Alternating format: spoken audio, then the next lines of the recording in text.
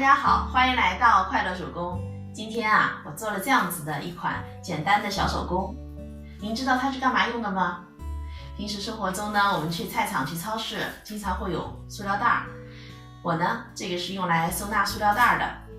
那在用的时候呢，我们可以从这个口子拿出来。我觉得这个手工挺实用的，所以呢，把它的制作方法分享给大家。首先我们来做收纳袋的拼色哈。这块面料呢是长度36厘米，高度30厘米。这块面料的长度36厘米，高度呢是24厘米。这两块面料全部都是印花的全棉面料。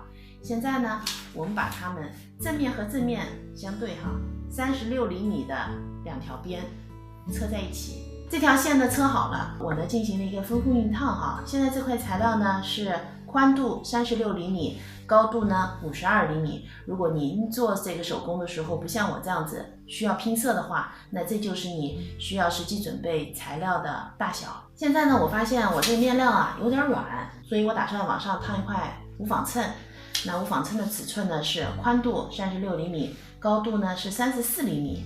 熨烫的位置呢是离这条边10厘米的地方，我现在把它熨烫上去。现在呢，无纺衬烫好了我们呢把材料这样子对折，然后正面呢折在里边，我们把侧边给车上。侧边的这条线呢，我现在车好了。接下来呢，我们在袋底部分进行折叠折叠呢是折叠2次。首先呢，折叠的是1厘米，第二次折叠呢2厘米。那这里呢，一会儿是我们要穿皮筋的。折叠好以后呢，我们车一圈，在这儿留个口子穿皮筋用。袋底一圈呢车好了，我把口子呢留在这儿了。接下来我们来车袋口袋口呢和袋底折叠呢是一样的，只是尺寸不同。第一次折叠呢2厘米，第二次折叠呢3厘米。折叠好以后呢，我们整个车一圈。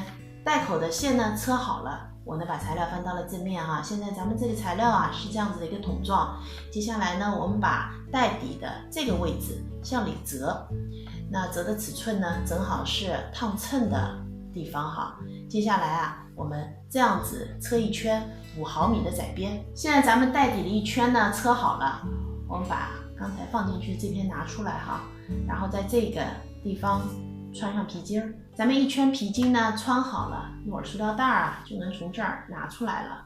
袋底做好以后呢，咱们来做袋口在袋口上呢，我们装上一根提手。这根提手的长度呢是根据您家的需要来制作。我这根呢是30厘米长，2厘米宽，我们把它做在袋口上。提手呢装好了，那咱们整个收纳袋就制作完成了。这期视频内容就是这些了。如果您喜欢我的视频内容，请您点击加关注，咱们下期再见。